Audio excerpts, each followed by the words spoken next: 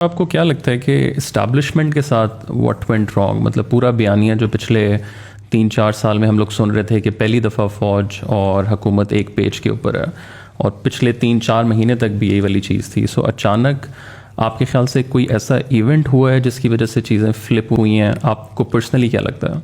دیکھیں، ایک چیز کہا جاتا ہے کہ جی وہ جنرل فیض کے اوپر سارا کچھ کوئی بدمزگی ہوئی ہے. میں پہلے کلیئر کر دوں، یہ اور وہ سارا کہ جی آرمی چیف بنانا چاہتا ہے عمران خان جنرل فیض کو، یہ ادھر سے شروع ہوا. دیکھیں، یہ جو آرمی چیف نواز شریف اپنا بنانا چاہتا تھا اور اس نے بنائے بھی، اور پھر آپ کو سب کو پتہ ہے کہ کیا ہوا. اس نے آرمی چیف سیک بھی کیا، اس نے پھر وہ جنرل مشرف کا، وہ جنرل ضیاء کا، اس نے اس کو اپوائنٹ کر دیا، پھر وہ کو ہو گیا. یعنی یہ جنرل پہلے نواز شریف کا مسئلہ کیا تھا؟ کیوں وہ سارا وقت اس کی آرمی چیف سے لڑائی رہتی تھی؟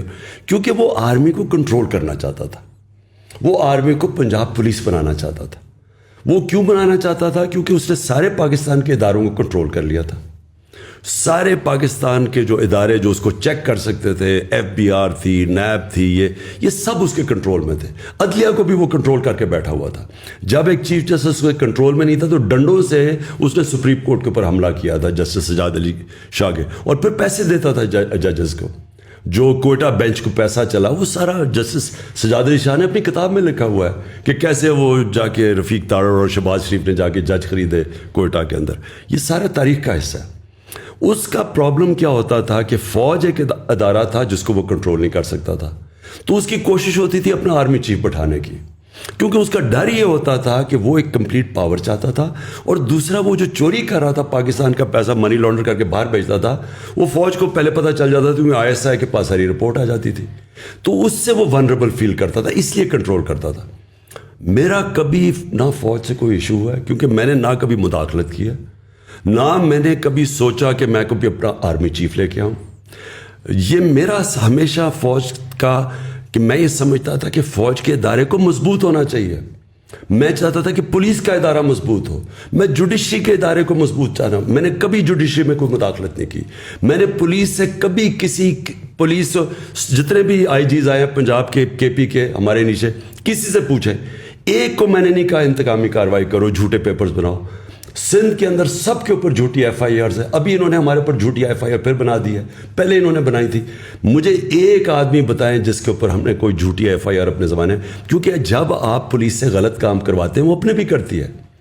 بیوروکریسی کے کبھی کوئی مجھے کہے کہ میں نے بیوروکریٹ کو کہا کہ تم غلط کام کرو، کیونکہ ملک چلتے ہیں مضبوط اداروں پہ.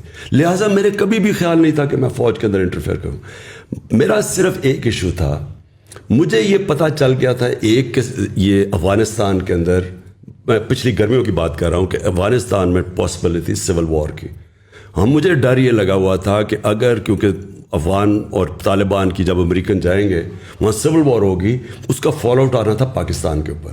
فال آؤٹ پھر بھی آیا. ہمارے کئی فوجی پتہ نہیں کتنے شہید ہوئے ہیں جب سے جو آزاد ہوا افغانستان. تو میں چاہتا تھا کہ اس وقت جو ہمارے ISI کا چیف تھا وہ 5 سال سے تھا، میں چاہتا تھا کہ یہ سردیوں میں جو سب سے ہمارا مشکل ٹائم ہے اس کو ہونا چاہیے. سیکنڈلی مجھے پتہ چل گیا تھا یہ پوری انٹریگ کر رہے ہیں نون لیگ والے، اور یہ ان کی پوری کوشش تھی یہ ساری سردیوں میں یہ جو انہوں نے کیا ہے. یہ پچھلی مجھے جولائی سے پتہ چلنا شروع ہو گیا تھا کہ انہوں نے پورا پلان بنایا ہوا گورنمنٹ کرانے کا.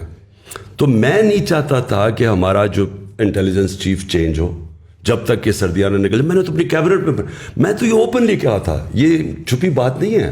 میں اوپنلی یہ کہہ رہا تھا کہ جب مشکل وقت ہے تو آپ اپنا مین جو آپ کا انٹیلیجنس چیف ہے اس کو چینج نہیں کرتے، کیونکہ اسی وہ آئیز اور ایئرز ہے گورنمنٹ کی. تو یہاں یہ چلا گیا، یہ تاثر یہ دیا جا رہا ہے کہ میں وہ اس لیے اسے رکھ رہا تھا، میں جنرل فیض کو آرمی چیف بنانا چاہتا تھا. میں نے آج تک، مجھے یہ قوم جانتی ہے 40 سال سے، جب میں کرکٹ کیپٹن تھا، کرکٹ کیپٹن سے پہلے بھی جانتے.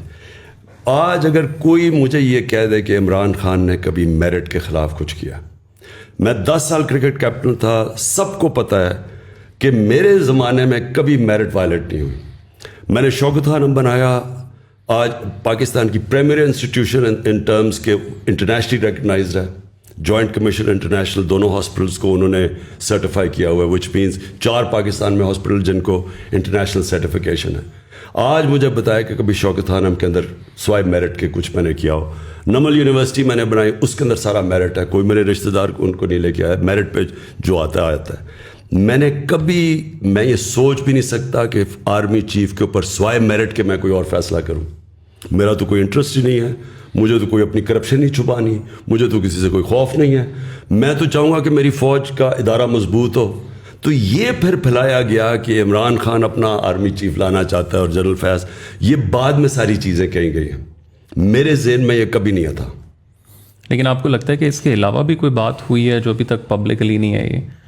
مطلب بہت سے لوگ کہتے ہیں کہ جی پی ٹی آئی گورنمنٹ جو تھی وہ فارن پالیسی کنٹرول کر رہی تھی, وہ یہاں سے نہیں ہونی چاہیے, وہ وہاں سے ہونی چاہیے. دیکھیں, میں نے تو جب سے آج سے چھوڑے 26 سال پہلے جب میں پالیٹکس شروع کیا ہے, تو میں نے تو کبھی اپنی جو میری اسٹیٹڈ ایم تھا فارن پالیسی کا, اس سے کبھی میں پیچھے نہیں ہٹا. میرا ہمیشہ یہ تھا کہ پاکستان ایک خوددار قوم ہے, لا الہ الا اللہ کا اس کا نعرہ ہے, یہ کبھی اس کو کسی قوم کے سامنے جھکنا اور غلامی نہیں کرنی چاہیے. آپ میرے 26 سال پہلے ساری اسٹیٹمنٹس پڑھ لیں. میں نے 26 سال پہلے کہا تھا کہ میں نہ کبھی کسی کے سامنے جھکا ہوں, نہ کبھی قوم کو جھکنے. 26 سال سے میں ایک ہی چیز کہہ رہا تھا. میں نے وار آن ٹیرر کو سارا وقت اپوز کیا, کیونکہ ہم کسی کی جنگ لڑ رہے تھے. میں اکیلا آدمی تھا جو ساری جگہ اس کے خلاف. امریکہ میں جا کے میں نے کہا, ایشین سوسائٹی میں جو امریکہ کی ہے اس کے اندر تھنک ٹینکس میں نے جا کے ایک ہی بات کی کہ یہ پاکستان کی جنگ نہیں تھی, ہم نے اپنی قربانی دی ہے, ہمیں امریکہ کی جنگ کے اندر ہم نے اپنے ملک کو قربان کیا ہے, لوگوں کو 80,000 اپنے لوگ قربان کیے. ملک کے کوئی نہیں بات کرتا قبائلی علاقہ کے لوگوں سے کیا گزرا ہے, سارا قبائلی علاقہ ہم نے ڈیوسٹیٹ کیا.